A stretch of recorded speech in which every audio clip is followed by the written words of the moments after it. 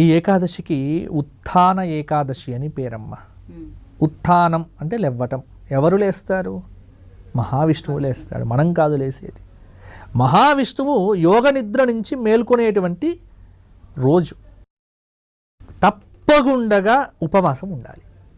కార్తీక మాసంలో వచ్చేటువంటి శుక్లపక్ష ఏకాదశికి నియమం తప్పకుండా ఉంటుంది. ఈ రోజున రోజు తినే ఆహారానికి ప్రత్యామ్నాయంగా వెతుక్కోండి. అన్నం తింటావు రోజు, ఇవాళ కాస్త పండ్లు తినండి. ఓపిక ఉంది అంటే చెయ్యండి.